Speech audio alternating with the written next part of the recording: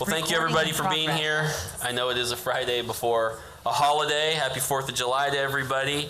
We will try to keep this meeting lean and mean, as it were, and move forward. So I will call it to order.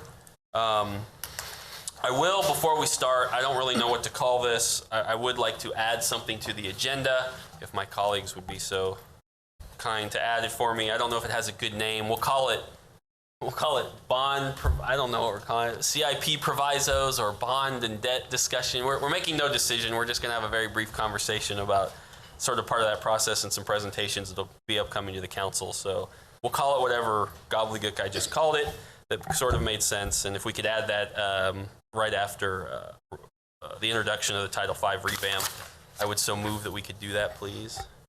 Anyone in favor, say aye. Aye. Thumbs up. Aye. Thank you very much. And with that, we'll go to the approval of the May 7th, 2021 meeting minutes. Move approval. Have a second? Second.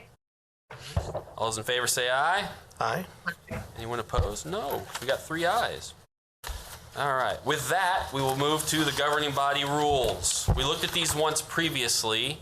I will see if the city manager has or staff have anything they want to add. Well, I think the first thing I'll add is Leigha went through these and made a number of different changes.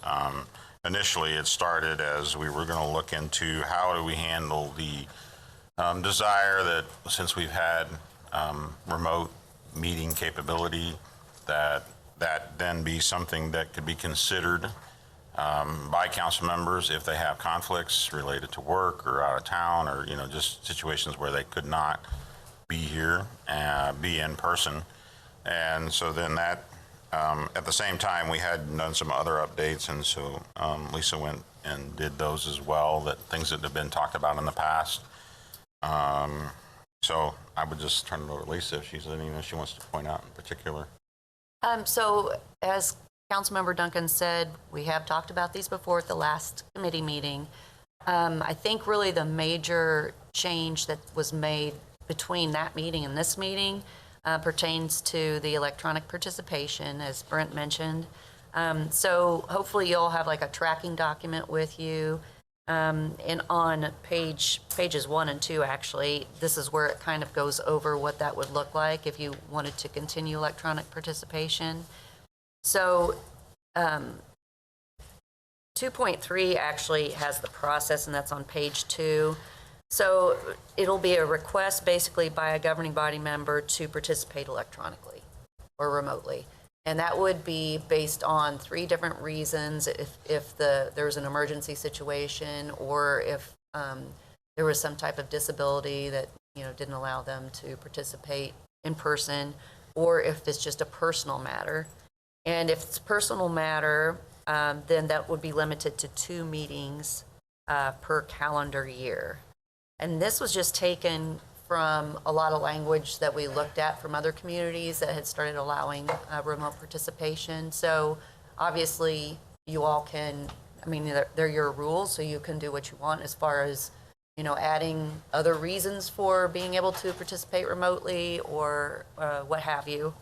But we also verified then on page 1 how the vote would occur, because previous to COVID, everybody was physically present, everybody used the voting board.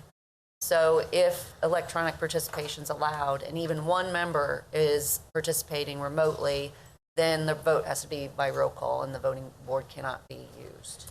So we added language in there to verify that. So that language was kind of added or enhanced after looking at more information from other cities and how they were addressing electronic participation.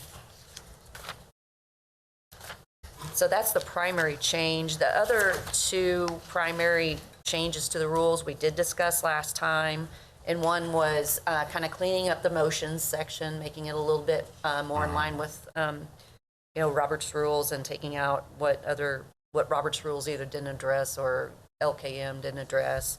The primary point in those being the motion to reconsider vote versus the motion to rescind an action previously taken.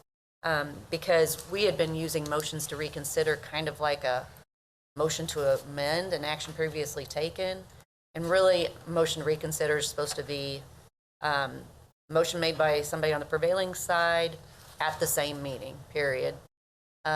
So the motion to amend an action previously taken, we have used that in the past, even though that's not been contained in our rules, so I placed it in there. It doesn't have a wait period associated with it, but I included a wait period provision on, I think this is on page 10 or 11. 11. Just because that's what you all had done with motions to reconsider, so I'm thinking that the desire there was to try to give people time to think it over and not be reactionary and just bring it up again every meeting, the very next meeting or 2 meetings after. So again, they're your rules. You can, add a wait period or not have one, or change the wait period, what have you. And then the other item we did talk about last time was also, it's on page 16 of the tracking document, pertains to committee items. The rules currently say that you have to bring a motion or an item that was referred or initiated by a committee back to the governing body as an action item. And we're just adding the option to bring it back as a discussion item because some folks thought that there's needed to be more discussion before taking action. But the rules currently state, and we haven't proposed any revisions to this, that if an item is referred to a committee, it shall be brought back to the governing body and placed on an agenda. But if it was initiated by a committee, the committee may bring it back to the governing body. So again, if you all would like to change that, they're your rules, it's up to you. But that's kind of a down and dirty of the major changes in this document. Couple questions. With the electronic participation issue, when we say the governing body may consider a request, how do we envision that process? So Spencer needs a request. Would I make it to my colleagues via email? Do they have to take a vote when the meeting starts? I think that would probably need to be, I don't know if Brenda's in here, but it might need to be made through Brenda. I'm not sure. The request? I mean, how do you think it should be handled? Probably a good idea to make it city. Probably Just so it's more written email. official? I mean, emergency situations are probably going to be a little bit different, of course, but. Well, and that's why I didn't know if we wanted to click, because my question was, instead of putting it upon the entire governing body, I don't want to just put it on the clerk either, but I'm not sure it shouldn't be upon approval by the mayor or deputy mayor. And that, because that's obviously a role they fulfill, and then they can, yes, you've got an emergency, I've granted you that. Great, I'm the mayor, I'm the deputy mayor, I can do that. We've given it that. I mean, that seems cleaner than having to ask all your colleagues. Yeah. Especially if something comes up last minute. So I guess one change I would recommend is just that we would alter that language to just say upon approval by the mayor or deputy mayor. So perhaps, Chair, instead of the governing body, may consider the mayor or deputy mayor may consider a request? Correct. Yeah. And that would be And Chair, I think it'd be good to go ahead and add that flexibility of it being the if I mayor. need to make that as a motion for I can't approval. hear her. Oh, wait. Oh. Hold on, we cannot hear. Sorry, Hannah, we can't hear you. You're We're working Can you hear on me it. now? It's better. like a Verizon Okay. commercial. It definitely is. I've got the glasses upstairs. Yes, no? Go ahead. It's not a you issue, it's the speaker here is very quiet. Oh, it's the speaker. Okay. I agree. I think it should be, you can contact the mayor or the deputy mayor, especially in the case of an emergency, for you to have to track down 2 people or one specific person and you just can't get a hold of that person. I think giving that flexibility would be best. Would I need to make a motion? Then how about I do that? I will move that we make the change to mayor and or deputy mayor in that language. I have a second. I'd second that. Oh, she seconded. All those in favor, give me an aye. Aye. 3. No one opposed? Thank you very much. My second question is, the original document had 3 meetings, and we changed it to 2. It's okay, whatever your answer is. I know I moaned and groaned a little bit about the 3. I don't know if that's why we went it down to 2, or if we looked at other. I guess what I was going to say is, since that meeting, I've talked to people. I've looked around at some other communities. I've done the math. We meet on average 34, 35 times a year. So even if that number was 3 again, you're still going to be at 30, 31 meetings a year. It doesn't seem. So I would be amenable if it's not a big issue, fine, but I would be okay with making the motion to return that back to 3 meetings instead of 2, since I've seen the light and am willing to concede that correction. I have a second. Sure, I'll second that. Councilmember Emerson seconds. All those in favor say aye. Aye. Aye. Aye. Thank you very much. 3-0. My last question is, and I don't see it in there, but doesn't mean, how did we make any change as it applies to committees? Or are committees still required in person? Well, by de facto, didn't we carry that ruling related to remote meetings to them because they're... That's what I didn't know if this applied to that or if we needed a second addition that just said committees meet less. So I don't know if we want to make it 3, but you can miss 1 a year with permission of the chair or something. I don't know. So I was just trying to figure out. I didn't see any direct language, but I wasn't sure if there was any carryover to anything. I don't think it would hurt actually to just include the same type of language in there, but with whatever, if you just want to say one. My motion would be with permission of the chair of the committee, you can do at least 1. I mean, I think the average committee meets 5 to 7 times a year. So if you miss 1, that's about the same percentages of your 3. Could do the same thing with 1 meeting per year per committee. Yeah, I think it'd be better to put it in, but yeah, I agree. I think the same flexibility if you want to meet. Thoughts on that? I guess, Chair, the only thing is, unlike the rules for the council, we can appoint people as our proxy. And, That's true. That's true. So I'm okay with it. I just thought I'd bring it up because I didn't see it and I didn't want there to be any confusion as to whether it did or didn't apply. Yeah, and I guess my other thing is, all of us obviously have our main jobs, and this is a side deal we do. Right. So, I guess it's easier to have conflicts where you can't be here for these. So I don't know. I guess I'd need to think on that a little bit. But you're talking about missing, though, not electronic participation, correct? No, I'm talking about the same policy for electronic participation via committee meetings. So if today you had said, I really can't be here, I want to take my 1 time, I'm coming in via Zoom versus I don't want to send a proxy or I don't want to meet. I really am okay either way. I just didn't see it addressed, and I didn't know if we wanted to address it or not. I have no strong feeling one way or the other. I guess my feeling is, and I'll use Dr. Naeger here as an example, although she looks like she's at home today, but a lot of times, at 10 o'clock, like, for instance, this morning, I didn't go into my office because by the time I do anything, I come here. And frankly, a lot of times it'd be easier for people to meet, I think, electronically at, these meetings, but Well, you know my personal preference, but yes. I don't know how I would be okay with a provision that just says if you need to attend a committee meeting via Zoom anytime, that's okay. Because I think sometimes these committees meet less than they probably could or should because of that issue. Right. People are too busy and they don't want to send proxies are busy. And I think some of these committees could actually move things quicker and work a little more if we could say, you know what, 2 of us got a Zoom today. Fine. So, truthfully, my personal preference would be, I think with committees, I view them a little different than I do the full governing body, and I would be okay with something that just says, as long as you have permission of the chair to Zoom in, you can Zoom in however many meetings you want. But I don't know if people are willing to go that far with me or not, so. Chair, I definitely agree, yeah. I think that, like you guys have been saying, you can meet more, you have more flexibility, you don't have to send a proxy who is not maybe up to date with everything that the committee has been doing. And unlike the governing body, we're not making everything we do as far as passing policy has to be approved by the governing body at our regular governing body meetings. So I do feel like there is a difference between the utility of using Zoom during committee meetings and governing body meetings. So, that's truthfully where I wrote, but I didn't know.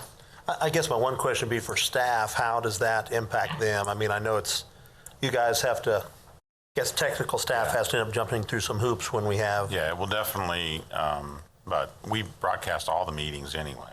And so it would just be the additional step of having to coordinate, which I think is really adding one more person to our staff that cover the meetings. The other thing that's happened is we've had a number of, not this committee so much, but some of the other committees, they've had people that have testified, spoken at those committees. And by having the Zoom component, it makes it easier on those that we might want to have testify. So that is another component of it, and that we've had individuals that are on the agenda, but you never know exactly when they're going to talk. So it allows them to stay at their business, continue to work, and then when we're ready for them to present, they can do so, and it makes them more productive rather than sitting in this. And so it makes it easier for us to get those that we want to testify or present to be able to do so. Mm-hmm. But it will be additional staff, and when we get really busy, it's a challenge, I know, for them to sometimes schedule these, but I think it's a step that we can take if that's what's desired. We can cover it. So I guess, Chair, hearing all that, my preference would be to have the option of always remotely participating in committee meetings. So I will make the motion to add that provision to the rules that with permission of the chair, any member may participate remotely for committee meetings. I have a second. Chair? Can I make a friendly amendment to that? Yes. I think that we should also include a provision that if the chair believes that it would be best if everyone were to be in person, they can make that measure and request that for if there's a certain committee meeting where you need to have in-person participation, that requirement can be made.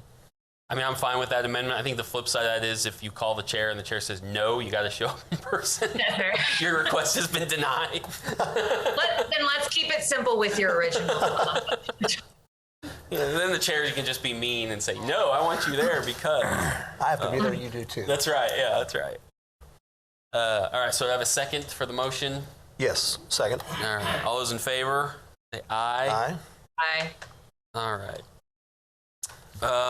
I don't have any other questions or changes. Do either of you?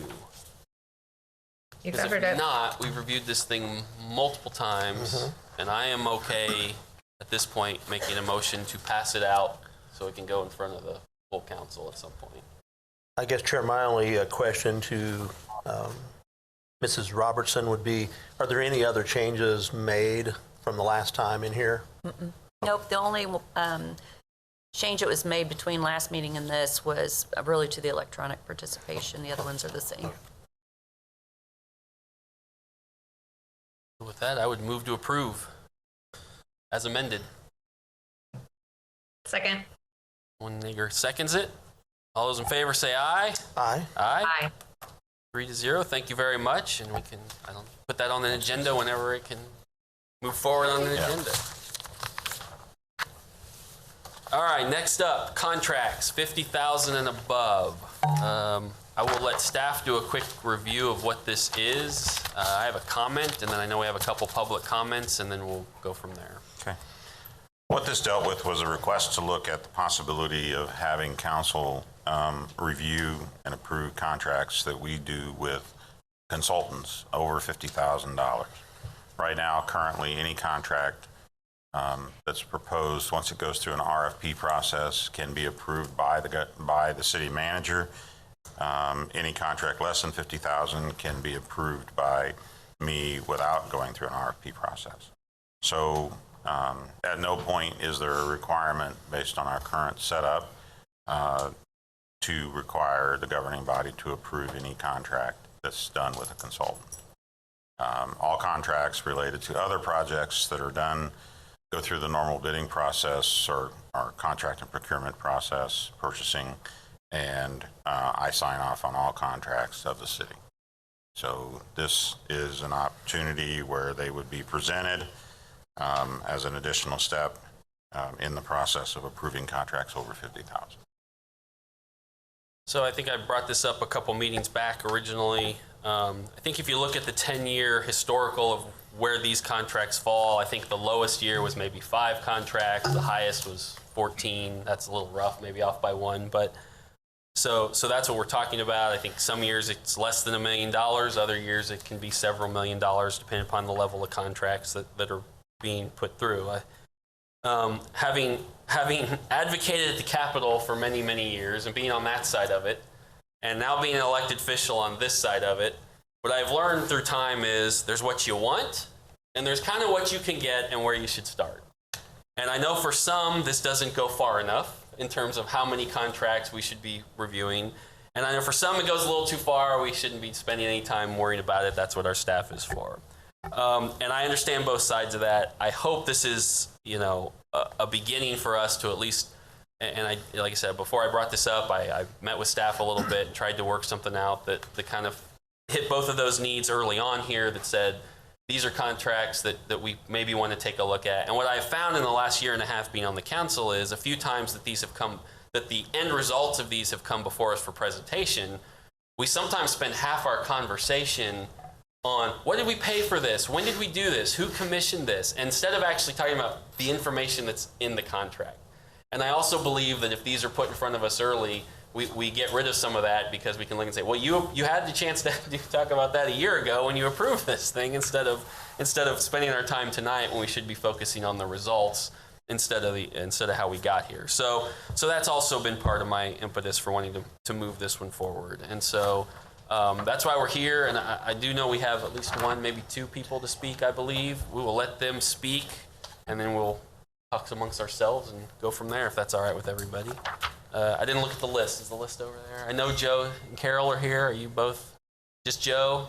Did you want to speak, Carol? I don't want to drag you. I can always say something. I didn't know you signed up. I didn't sign up. No, I did not. But I know Mr. Ledbetter would like to speak, so he can come up. The rules of this committee are, we're very generous. We give you 1 extra minute than the rest of the governing body, 5 minutes instead of 4.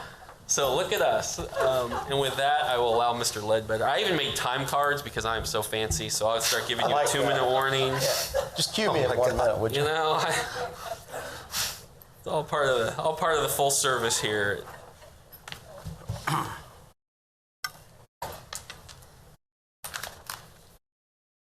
Ready? Yep. Go for it.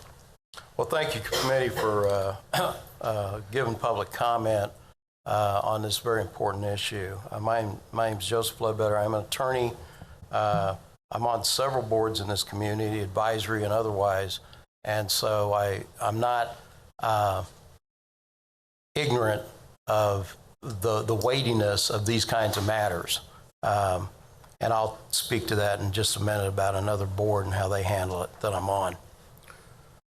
I support this with the caveat that over the last few months, I've decided, and talking to a number of other citizens in this community, and I've talked to council members as well, I think it's time for a review of all contracts over $50,000 by this body, the governing body. And so the language I would prefer is I would like every contract 50,000 and up and above must be approved by a majority of the governing body or the city council, however you want to put that language. Now, here's the background. In 2020, this city relied on the manager alone to sign contracts for $71 million. That's a fourth of our budget. In 2019, the number was $78 million, I was told. So we are dealing with as much as a fourth of the budget, in my opinion, that I'm not comfortable that we're doing our fiduciary duty as a governing body over those parts of our budget. We don't know what's in a lot of those contracts, and the ones that I've actually gotten to read, I've filed cores on, especially with consulting, and most of them were with utilities. I was shocked. I would have never signed those if I'd been a manager. I would have never signed them as an attorney. There were a number of them that I would not have signed on. I'm not going to go into all the details, but I'll be happy to talk to you about them. And I've talked to some of you about them. I know that in one place we paid $165,000 for a handbook on stormwater, which should have been able to be produced in-house with our legal staff and maybe members of the utility department. And I was just amazed at where the money was going. And yet we continually raise our rates. We continually are saying we need more money, and yet we're not fixing the pipes out there that need fixed. We're not replacing them at a rate of which they said they would do in the CIP of $6.5 million a year. I think this year is maybe, if we're lucky, $1.5 million. And I'm sure somebody's going to want to debate me on that, but please allow me to debate them back. I talked to the county, and I was criticized for talking to the county. Well, they're just across the street. And I actually work with them as Parks and Rec Advisory. They approved $40 million last year, and everything 1,000 and up was approved by the county commission. They also have a CPA on staff that makes sure that that money is highly accounted for. And she has to sign off on that with her license. And I have great respect for her. When I asked what the county had done, she, within 2 days, produced the amount they'd done and all the contracts in, bullet points that they'd done. And it was 10 pages of documents. I did not get that kind of response from city staff when I asked for those same things. We used to review a lot of our projects and contracts in the city council meeting. I remember watching them. And it just seems like over time, we review less and less. And if I was a city manager, I would want the COIA of the governing body to make sure they're approving these things. So I'm not the only one hanging out on them. I would also want a CPA on staff that acts as a comptroller. I'm concerned, first and foremost, about our fiduciary duties as a board. Now, the MTA board, which I'm on, reviews every single contract. And I heard the complaint that we're not paid enough to do all this job as a council person in one of the meetings. We're paid $40 a meeting. So we review a lot. Obviously, the budget is a lot less, but we demand accountability from our staff. We question them. We ask a lot of questions before we ever approve contracts. Again, I would like every contract of $50,000 and up in the city council to be approved by a majority of the governing body, so that we as citizens can feel comfortable that our elected officials have actually seen these contracts, projects, and reviewed them, and we've had a chance to speak and have our input made about them. Thank you for your time. I didn't either. I didn't know the MTA board members were paid. I'm sorry? I learned something new about the MTA board. This was not a big deal. I just didn't know. Well, it's set by statute. It was set, I think, 30 or 40 Yeah, no, it's fine. I just part of it, but learned something new. It's $40. I think we have multiple meetings sometimes. So. Anyone else have public If comment? we're overpaid, I'll be happy to. No, just new information in my life. Anyone else have any comments they'd like to make today? Sure. Please step up, Carol. Gave me the opportunity. You're here. You're the public. We care. Please step up. Thank you. I'm Carol Marple, and I'm going to speak as a taxpayer. I listen. I pay these taxes, and there's a lot of overhead, and I wonder about, do we need that much overhead? And I would also think that as council members, that you, since you're ultimately going to answer to your constituents, that you would want to be in the know. And I think it's up to everybody, including myself, to do our due diligence and know what we're spending. A lot of times the taxpayer does not have any input. I think I remember reading just recently that there would not be a mill levy increase with the city. But I also think that a lot of people don't realize just because you're not going to have a mill levy, your property values are going up. So you are going to pay more taxes. And believe me, that really hits our business. And I just think that this is something that should be done. You should be reviewing these contracts. I mean, that's just sound business.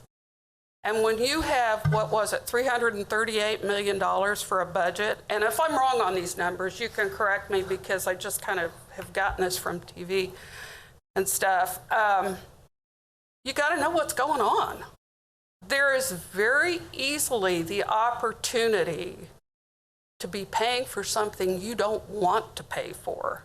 I don't want you to pay for. This is not the best use of my tax dollars. So to me, reviewing contracts from 50,000 up doesn't seem like that should be a hardship for anybody. Thank you very much. Thank you very much. Anyone else? All right. All right, committee members, questions, comments, concerns? Yeah. Chair? Yeah, I guess I need to think about this a little bit. First of all, I wonder what impacts this would have to our process as far as the timing, and that can probably be worked out. But for instance, I know right now there's a project bidding, I think Urish Road, and it's got a timeline where I get bids, and they want it started and finished, I think, by the end of September, October or something. So but those are few and far between. There are, this is what I've done for, I guess, 31 or 32 years now. And a lot of cities we work in do this. I think City of Lawrence, every time I bid there, before it's awarded to us, it's taken to the City Council, and it's never been an issue. At the same time, it can lend itself to politicalization, if I could say that word right, it'd be better, but of the process. And I say that based on, I'm not going to use names of cities or contractors in this case, but there was a case that involved my uncle's company at the time about 15 years ago, and they went down to a small town in southeast Kansas, and it was about $1 million or $2 million project, and they were low on it, and another company employed about half the people in that town. And normally you're low bid, and it's as long as there's no problem with your ability to do the work, you're awarded it. In this case, they got a call the next day that they did not award it to them. They awarded it to the next guy that was more money. That was the local contractor. So I am sometimes worried about politicizing the process. So to the extent that we're doing it, I guess I haven't seen that in other places. So that was maybe just an aberration, but I guess I'd want to make sure that doesn't occur. And I have not seen that happen at the county. As Mr. Ledbetter said, we've done a lot of county projects, and every time we do, before we do, it's brought up to the county commission, and there's a vote on it. I don't want it to start be a political thing, though, that,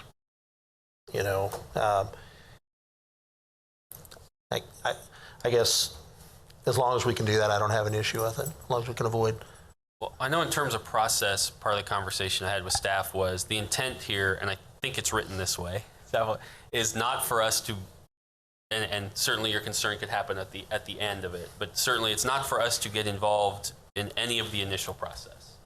It's not our goal to be part of the RFP. It's not our goal to sit with staff and say, ooh, let's pick who we want to, The purpose of this was right before the city manager is ready to sign it. Oh, God, whoops. That's me. Of course it is. We need a jar. I need a jar. Then it would come before us, and he could say, I'm going to sign this unless you so saith otherwise. Now, obviously, your concern is someone could say, well, I don't want you to sign it.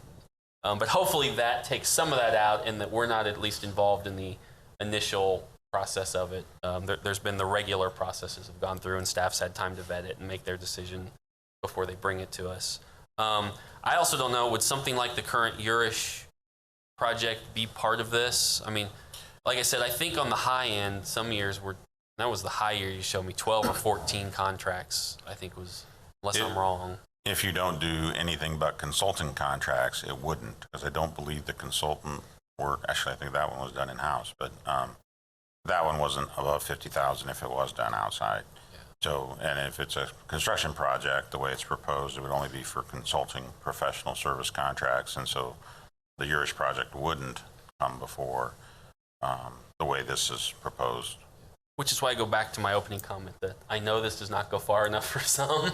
and I've heard that, not just from Mr. Ledbetter, but others. But I think it's a nice start for us to be able to have, like I said, some input into those just purely consulting issues. So I did try to keep it with a focus, not just a shotgun approach to everything. So I don't know whether that helps you or hurts you, but I mean, some of those considerations were part of the process. Councilwoman Naeger, do you have any questions or comments? Not really. I do appreciate you going ahead and almost doing more of a step rather than a leap in this measure to go ahead and see what we can also improve upon this, expand upon it, or get rid of it if it doesn't work for us in the future. But I do appreciate the approach that you have taken with this. So thank you. So I don't know. What is the will of the committee? I mean, Chair, could I Yes, make absolutely. a few comments?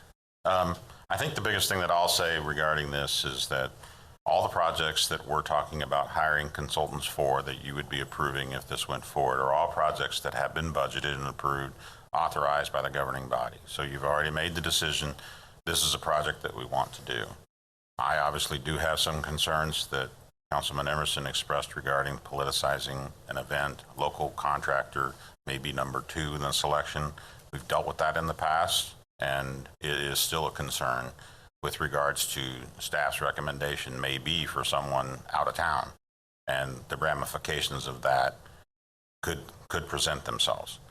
So that is a concern. Now, I don't know that it's necessarily the case, because oftentimes with the number of firms we have in town, there aren't that many that are out of town. But sometimes there is a better, more qualified person from out of town that we might want to select, and then the potential ramifications that exist for that. I think the other thing, I mean, you talked about the delay. You're talking a minimum 1 week, if not 2 weeks, depending on when the contract was approved, to go before you. If we're on the third, if it occurs after the third meeting of the month, then we're not till the first meeting of the month. You're going to look at a couple of weeks delay in the process. We're trying to speed that process up with DocuSign programs and, you know, dealing with the complaints about how long it takes for us to get contracts through. So this is, in a way, going counter to what we're looking at for this. And so if we're okay with that and we can accept that we're going to potentially delay these 1 to 2 weeks, then I just want to make you aware of that. That is what will occur. And I think that's probably the key points that I wanted to make sure and bring forward before we go ahead. Chair? yes, Councilwoman Naeger. One of my concerns was that delay that the city manager just brought up. And I do think that if we can go to our constituents and say, yes, this is going to be delayed 1-2 weeks because we're reviewing the contract, because we have this, we're talking about taking on that responsibility, that almost extra layer of responsibility. I think that's something that I can easily explain to constituents and say, I understand your frustration. We're doing our due diligence. And so I do feel a little bit more comfortable after when you first presented this about that delay in services. So thank you for bringing that up, though, Emerson and Trout.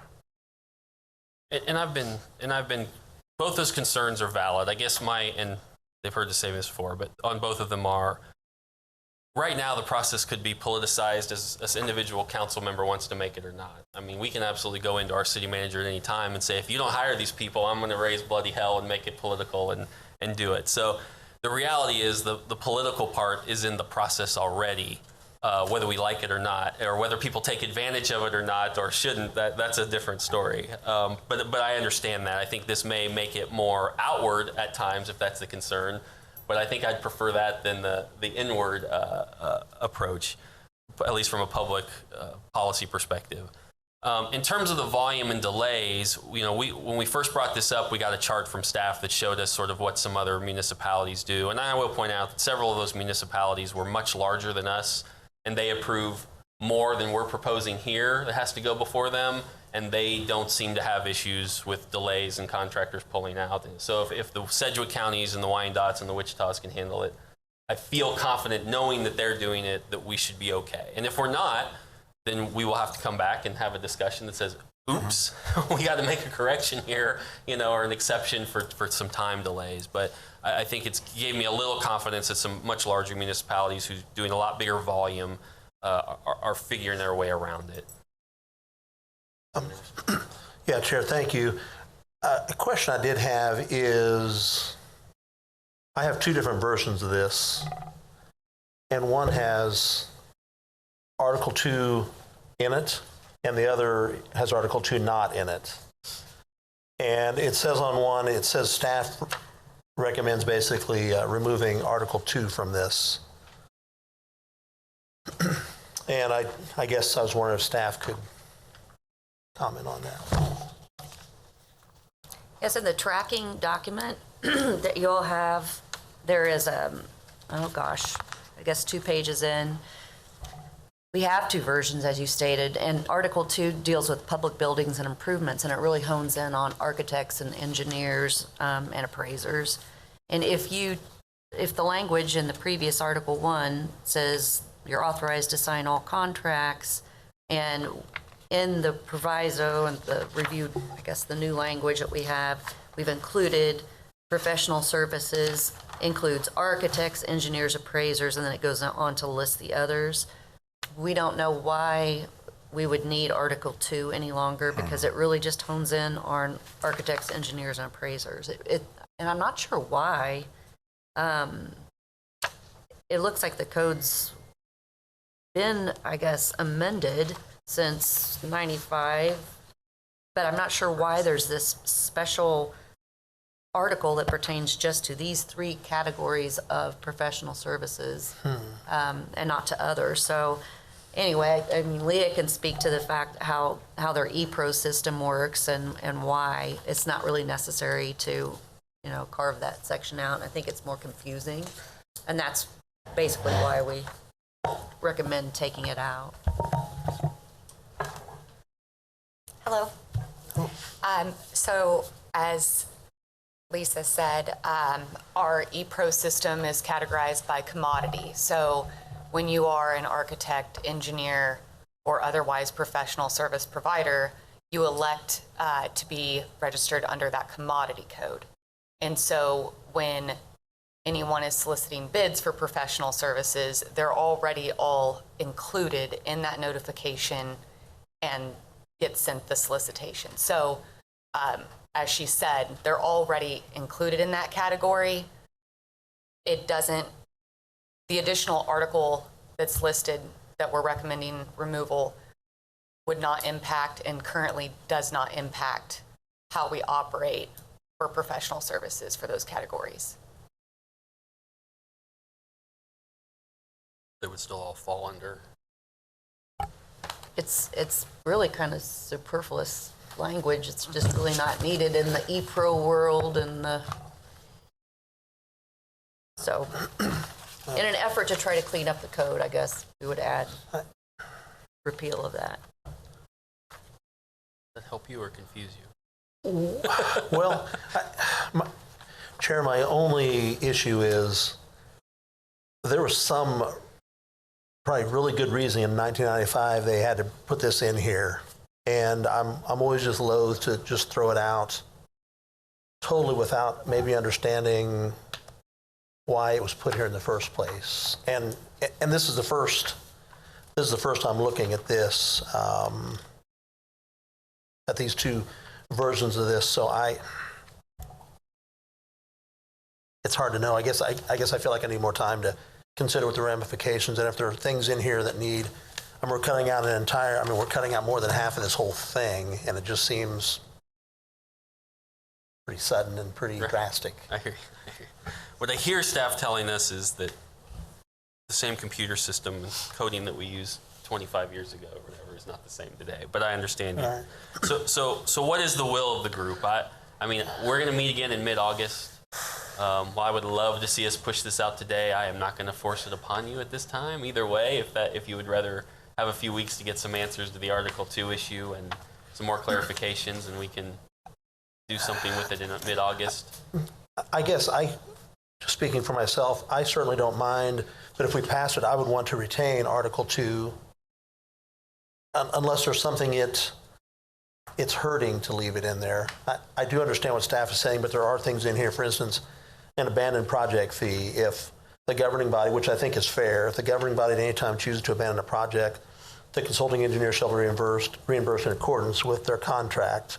So there are things in here. There's arbitration things in here. I mean, I guess I see it. There's a lot of stuff in this Article 2. I mean, if we leave in Article 2, does the world end? I mean, or is that something we could clean up later if we decide or if it goes to the full governing body and we want to have better clarification.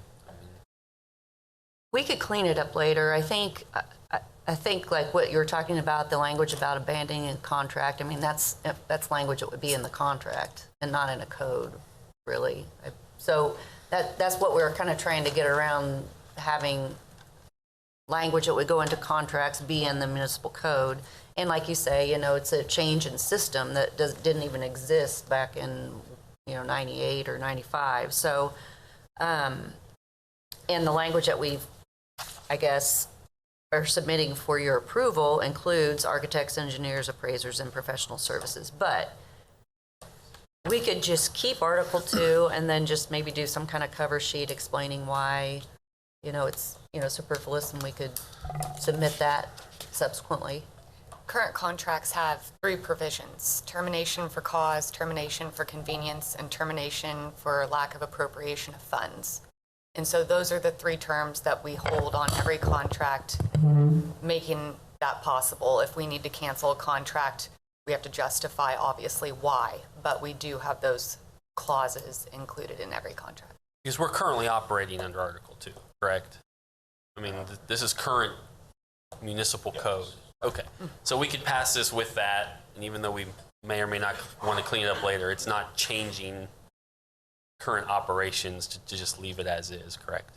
It's really redundant, really what we're looking at. I understand. We looked at it and felt it was a redundant. I understand, but I mean, we're not But it's not messing the gonna harm system up anything. if we leave it. Okay. Well, then I am okay with that.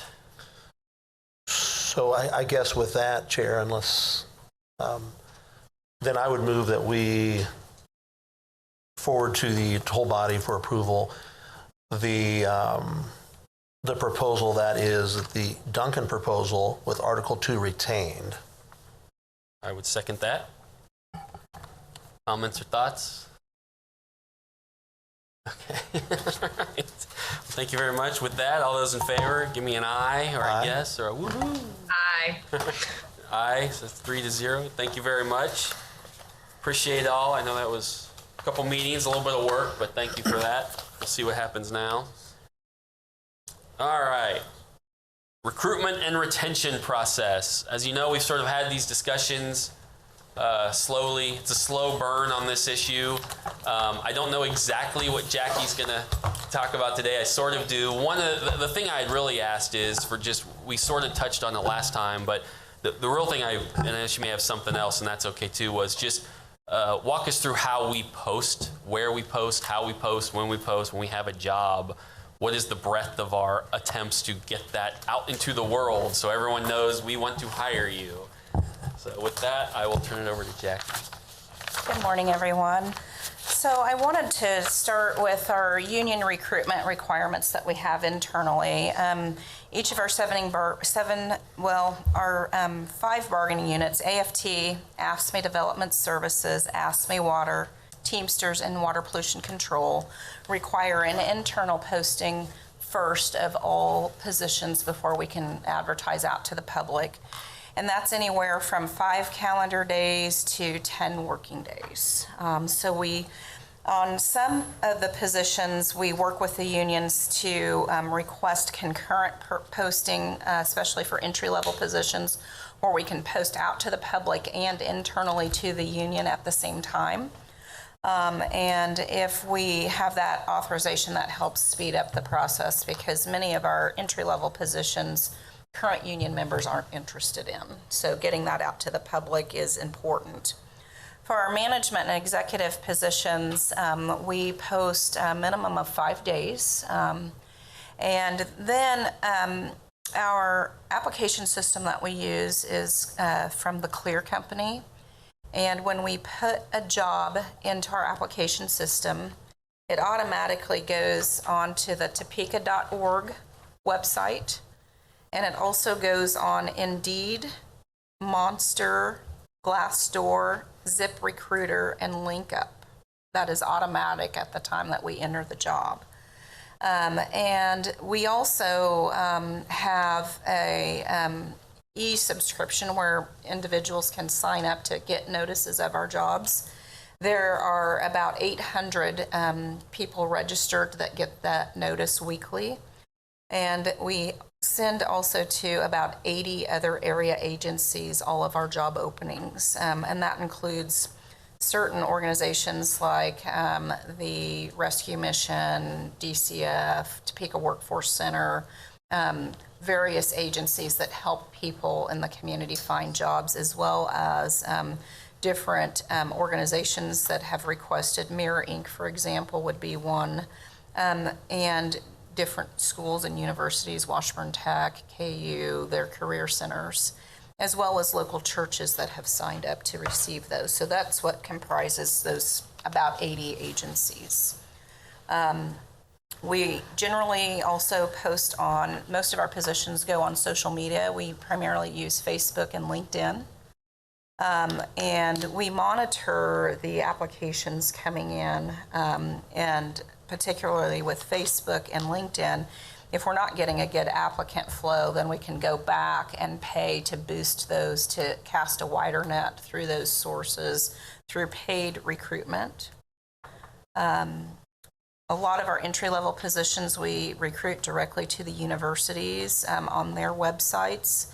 And they also, it's called Handshake, and it is a online recruitment tool that's geared towards college students. And so we can post certain positions with specific colleges directly through Handshake. So we use that a lot for instance, for entry-level engineering positions or engineering tech positions, we use Handshake, our planner positions. So then from there, that's kind of the general recruitment process and the typical sources that we use. Then we have further resources that we use for, depending on the type of the position. So example, if we use civil engineers as an example, we typically are going to also post those at all of the places I just mentioned, but also with the American Public Works Association, the American Society of Civil Engineers, and the Kansas Society of Civil Engineers, to try to cast our net a little bit more geared to that position. Attorney positions, we typically will use the League of Kansas Municipalities, the Topeka Bar Association, Kansas Bar Association, as an example of how we use different sources based on the type of position that we're geared to. For planners and GIS positions, we will use American Planning Association, and there's another association called PlanTizen, PLANTIZEN, that we use. Our utility management and utility engineer positions will also post with the American Water Works Association and the Kansas Water Environment Association. Whenever possible, especially through social media, we're able to find out about maybe there's specific groups that might be, there might be a women's attorney group on Facebook, so we might put a posting, ask permission to post there. So we also look for other specific chapters or groups on social media that might be relevant to a position that we are trying to hire for, and then we'll post in those places. Another example, like with human resources positions, we'll post with the Topeka Society of Human Resources and the Jacque Society of Human Resources. So it's pretty individually specific to the position and the applicant flow that we're getting in as to how far and wide we cast the net. We follow the minimum posting requirements, and typically we'll do a first review of applications about 10 days out after we've posted something. If we get 3 or 4 weeks in and we are not receiving a good applicant flow, then we start imploring more of the various resources that I've mentioned. Some of these associations, particularly with the engineers and the utilities, some of those postings can be upwards of $800 to $1,500 a posting. So we do try to be conservative with what we spend, but at the same time, take measures necessary to get an adequate application flow. So that's a real quick and... No, that's exactly it. I have a few questions. Any questions? Yeah, but go ahead. Okay. Well, I'm just curious.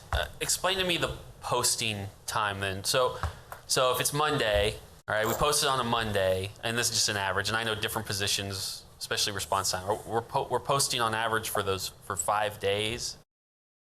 A minimum. Internally, okay, but externally, They're what's our generally average open until time? filled. Okay, do we put deadlines on those, like respond by this date, or we just leave them open? And We typically say they're open till filled, but there would be a first review of applications on X date.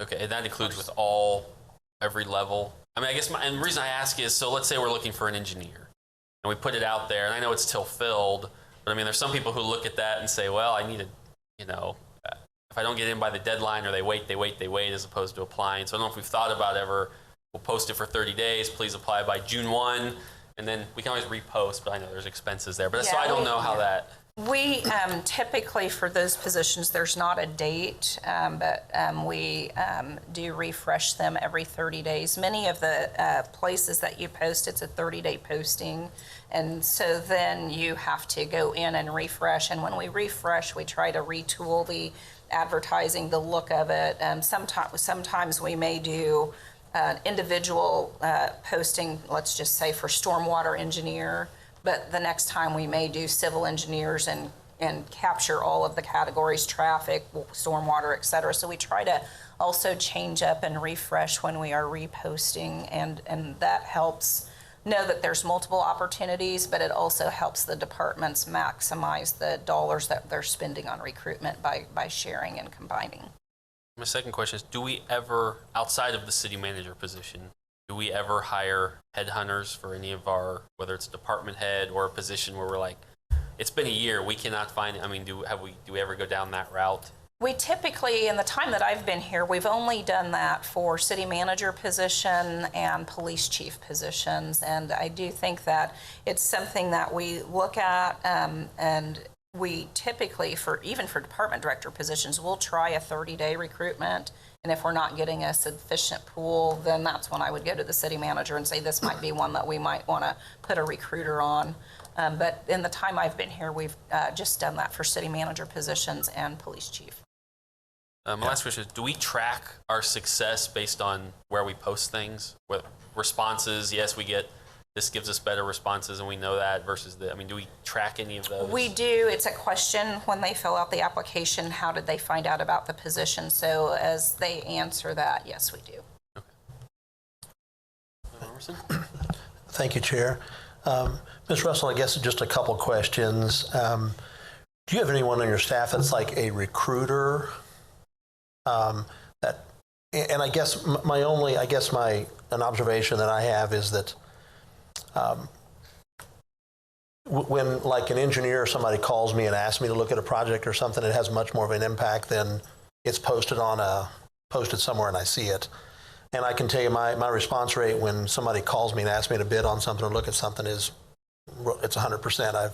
I bid every time that anyone's ever asked. So I didn't know, especially with harder to fill positions, maybe like engineer or something, is there someone that's actively maybe reaching out and calling people or targeting certain people? Or That is typically not something that we have done, just more out of a courtesy for other cities and such like that, but it is something that we do talk about internally. And we do sometimes we will create a specific brochure, and we have done email campaigns to specific positions and other organizations. And that is very rare, and it is something now that the workforce has been changing. My recruitment manager is Michelle Smith, and so Michelle and I have a regular dialogue, and so we do look at that and consider it. We've done it a handful of times recently, but it has not been our typical philosophy, just because that's not been something that municipalities have normally done. But the recruitment landscape is changing, and so we are monitoring and changing as it changes. Steal from them. Do it. Yeah. It's fine. Go steal the best and the brightest. Well, and my other question would be then, I've seen some private sector companies, there's been a lot of changes this year, and especially with some enhanced unemployment benefits and stuff that a lot of people are sitting on the sidelines.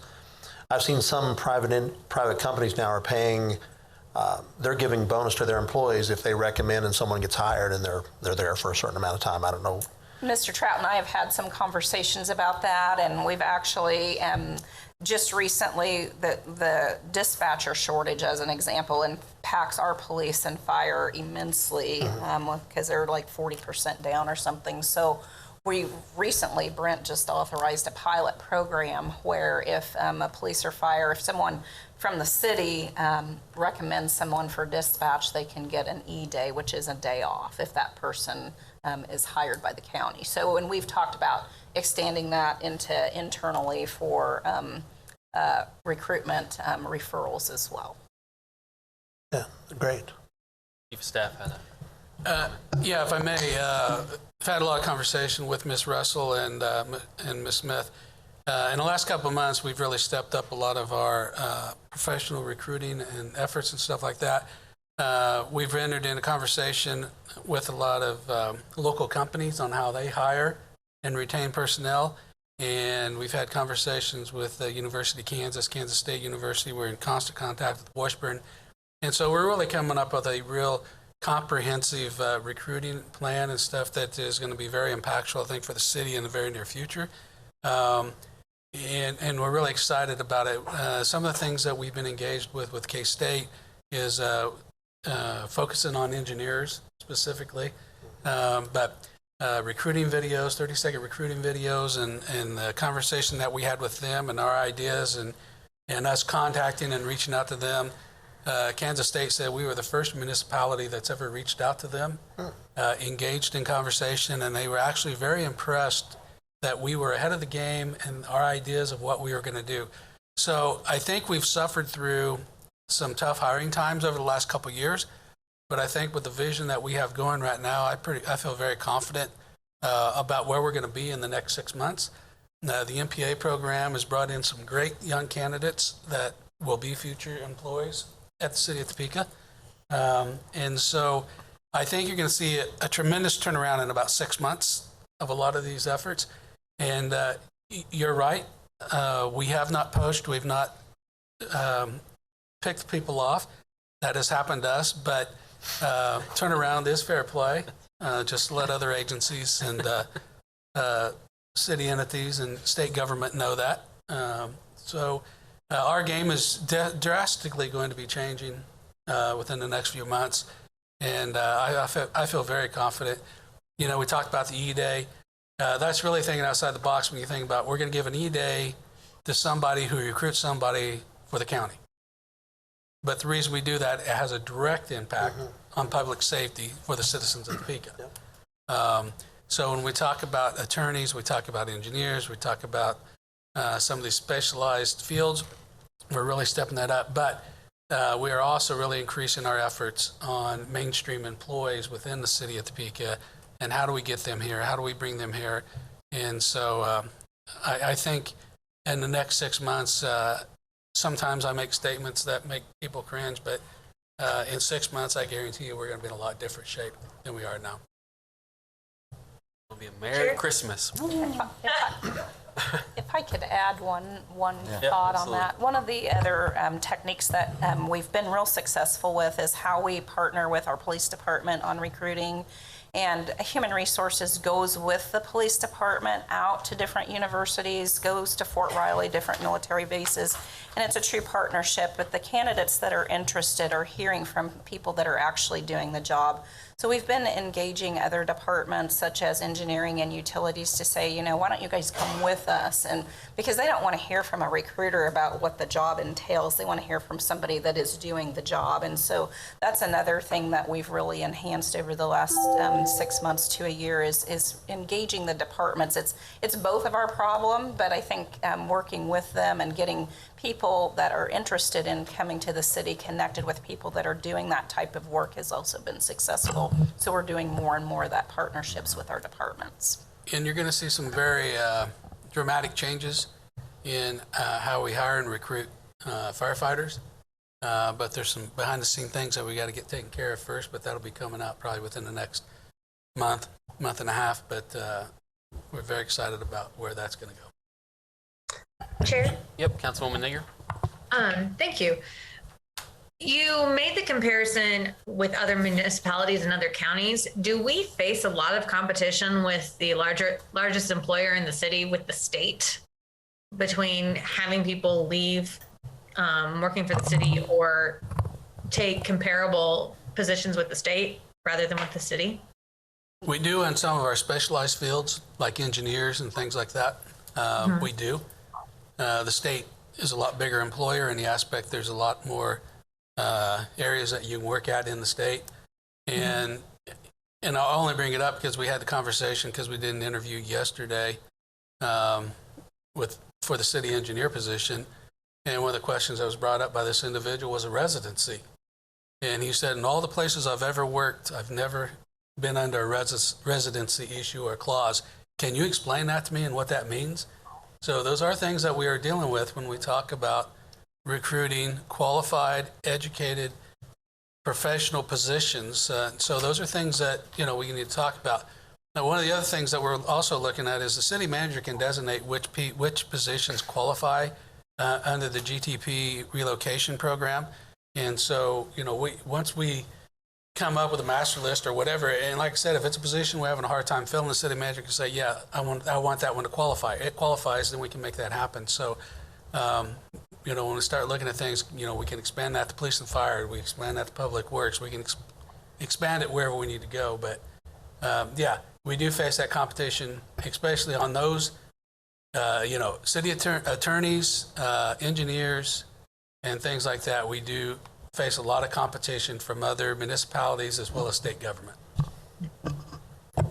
I think the enemy of every level of government is always the private sector, right? And I think I know we're working on a wage study, and it's going to be compared to other municipalities, because the reality is the private sector will always offer whatever, more money, more flexibility, whatever, to some degree. I think cities like Topeka and others have worked hard to get as close as you can, but it doesn't matter. There will always be a difference between the government and the private sector. But I tell people, I would rather have that really smart person working for my city for 5 years before they get poached than never at all.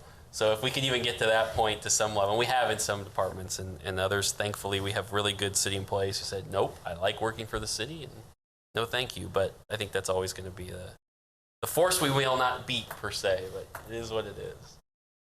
Okay. Any other questions or comments? I would like, we have a neat event coming up in August that I think we need to advertise. Jacque, if you would sort of give us an advertisement for an event we have coming up in August. So, and Chief of Staff, feel free to chime in, but on August 6th, we are doing our first ever public safety entry-level testing event, and it is a combined event for police and fire entry-level, and so we're getting ready to start a marketing campaign, but we'll run 2 entry-level police and 2 entry-level fire written and physical exams on that day.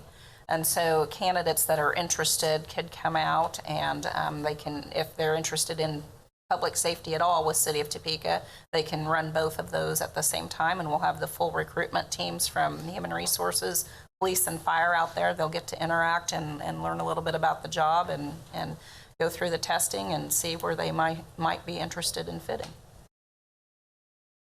Great. Any other comments or questions? Not. Thank you very much for the information. We'll add it to the pile as we work towards working on some of these issues, but it's obviously important. Good people working for the city matter all the way around. So thank you very much. All right, we got 2 more things, and I promise they're not too terrible. The famous last words. The first is what I added. The first of the last 2 is what I added to the agenda, which I gave a terrible title to, and I don't know. It's sort of a 2-headed monster on some level. If you recall, it's some of our last council meetings as we talked about the CIP.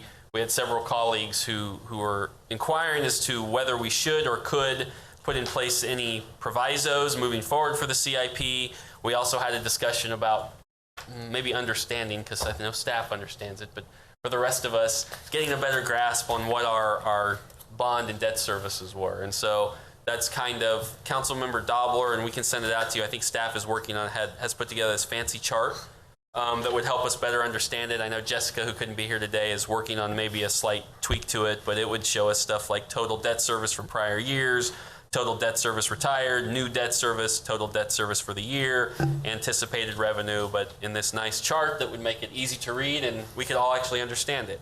So that's one effort to grasp our head around it. But then there was the issue of the proviso. So I'll turn it over to the city manager.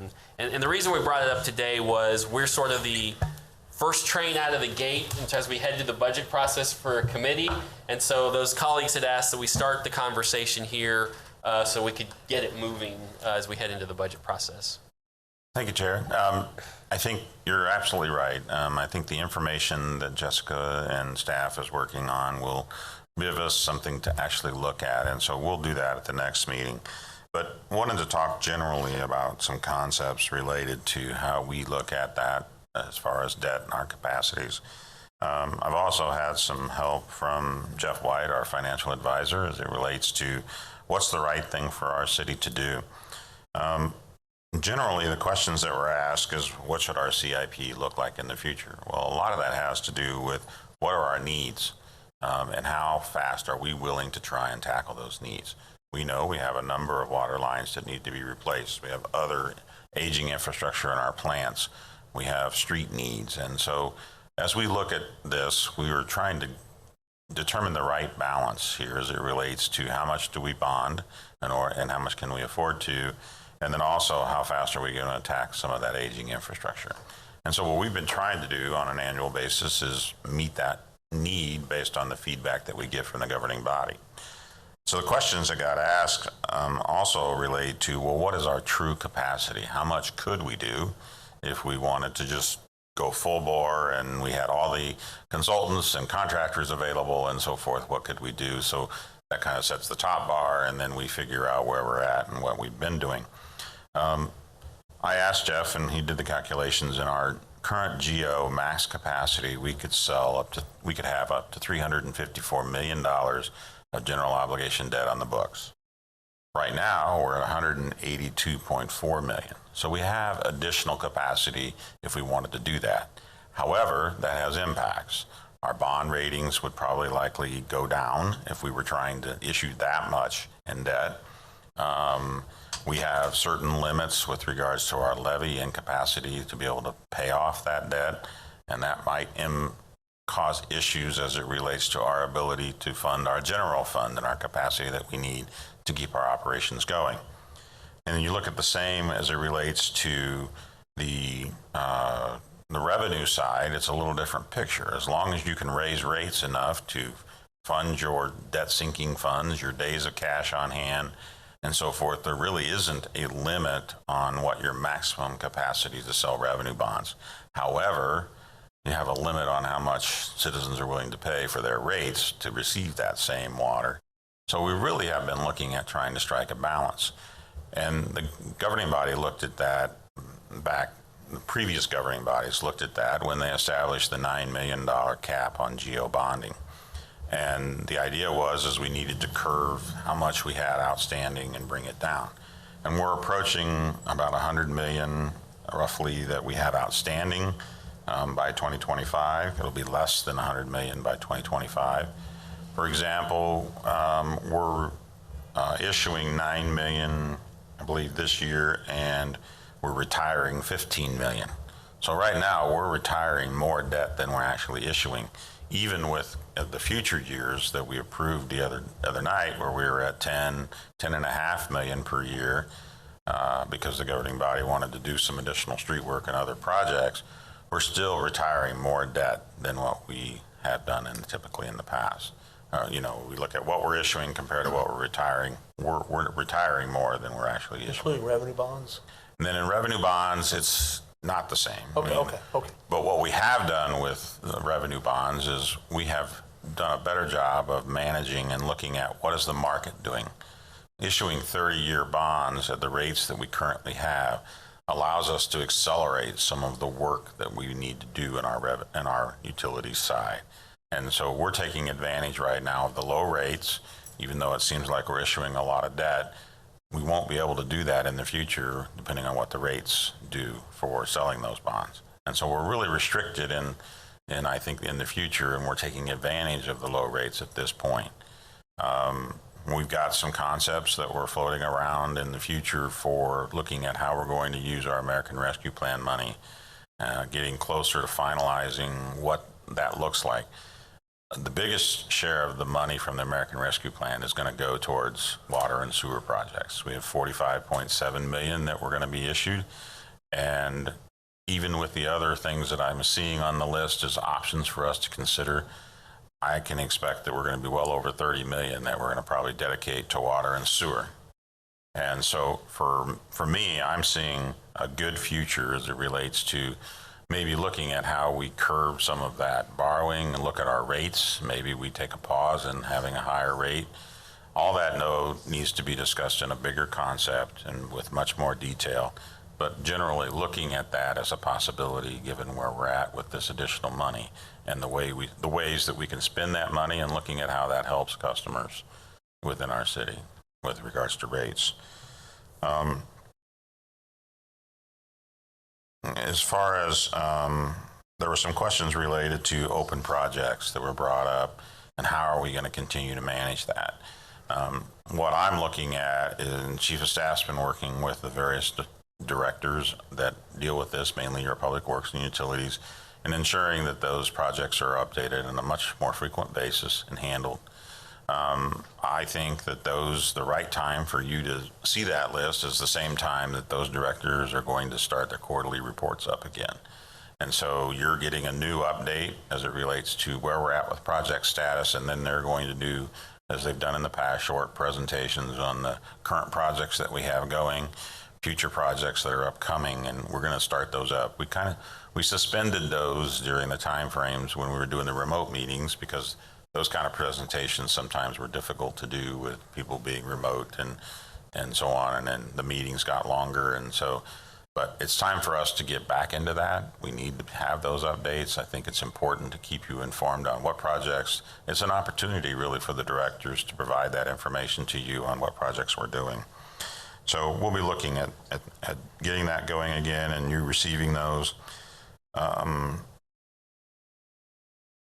As far as what our bonding, there was a question that was, what are you thinking about our bonding request will look like in 2021? Well, our bonding request is going to match what our CIP. That's what we expect. We're going to look at the projects that are ready to go, which projects are ready for full funding, and which projects need temp notes, and then we'll bring the proposal to you for bond sale that relates to what was approved in the CIP. Depending on what projects and what stage they're in, will depend on how much money they're asked for as it relates to the funding for those. I think that kind of covers the basic things. I think the overall arching thing I'll say regarding our debt and how we look at that, the key is where do you want your bond rating to be? You know, when they look at us and our stability and so forth, even as we're ranked one of the top 40 cities, the biggest component of that is our financial stability and our financial way we do business. And I think that's the thing that's looked at the most.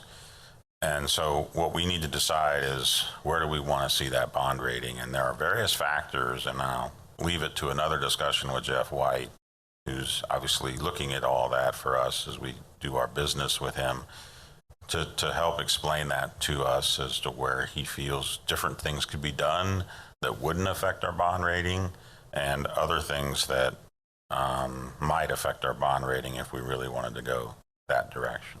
So we still continue to see that right now bond interest rates are still very low, historically low, and I think that's going to continue for a little while.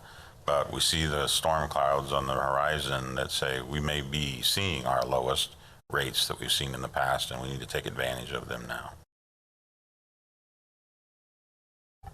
I believe, is there a presentation considered being on a future agenda as it relates to sort of what we've just talked about, but also the, well, I know we talked about it or been requested by the July 6th, there's a presentation on economic development incentives.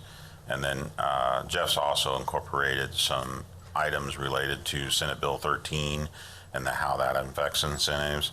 And then I think what I would envision is that we do a presentation by him to the committee and then have you ask questions, and then we filter that back through him. That would then impact what kind of this presentation then gets going before the full governing body as we look at these particular issues as it relates to provisos, to understand better, because there are so many variables. And if, us analyzing how we want to move forward, I think it's important to have discussions at the lower level first, at the committee level, get that feedback from him, and then guidance, and then he can make it a better presentation as to the direction that you're looking at going.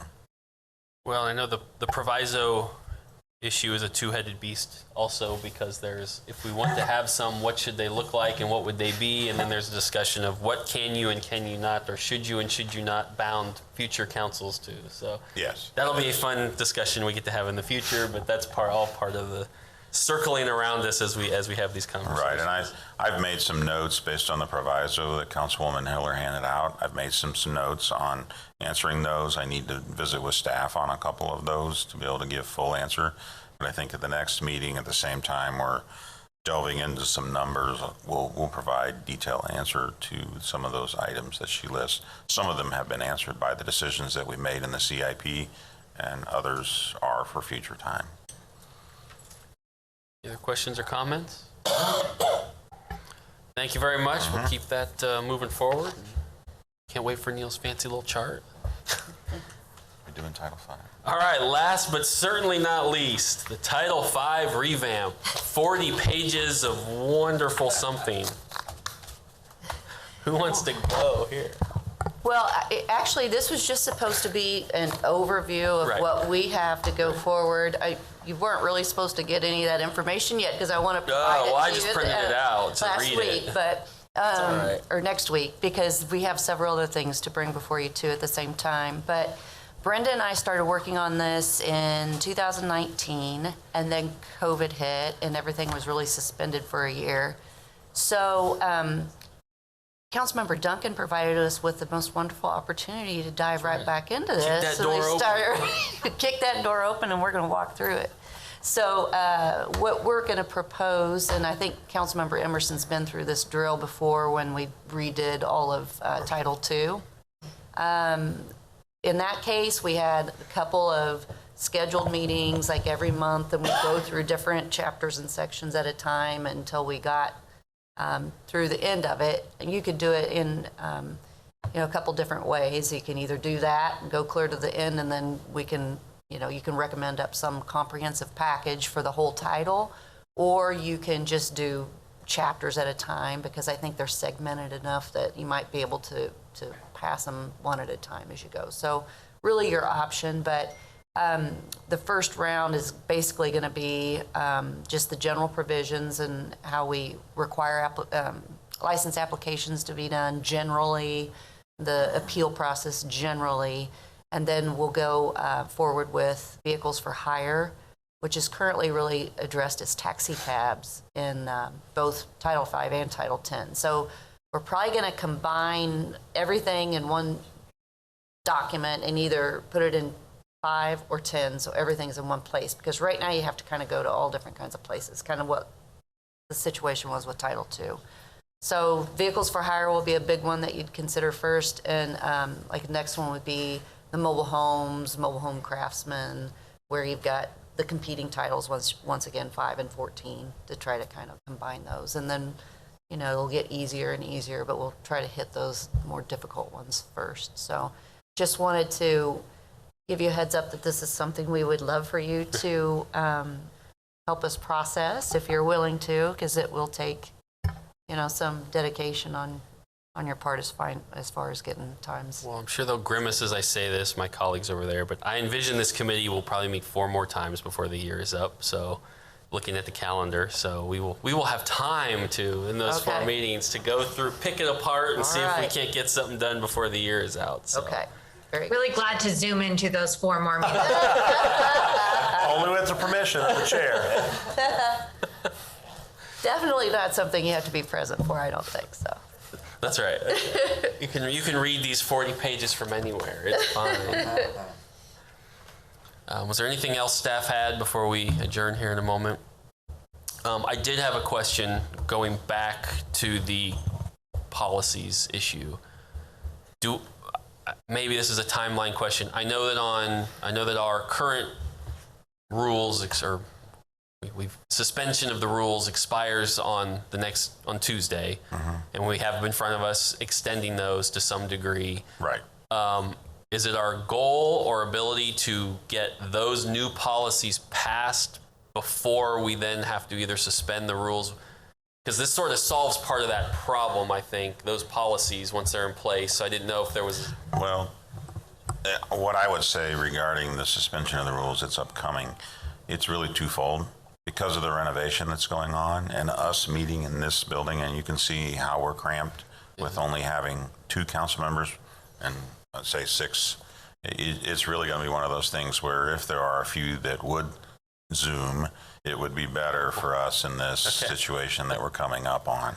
And so... Because that's going to run through... That's going to run through the month September, of August. August, okay. At a minimum. And so for us, we're proposing that the rules be suspended related to where we meet and how we can meet until through the first meeting in September. Okay. And at that meeting, then you would be able to decide, we'll know whether the construction project was on time or not and whether it needs to be extended.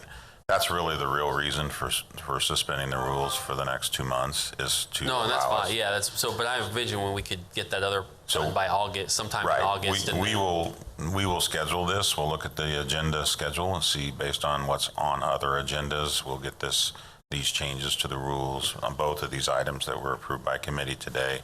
We'll get scheduled for the council agenda based on If we availability. could sync those up, that'd be good. Solve a lot of our coordination issues after August or agreed. whatever. Anything else? This is it. Last chance. What? You want to go on a Friday of a holiday? You sure? I got 3 more things. No. All right, we are adjourned. Thank you, everybody. Thank you. See, 90 minutes was my goal.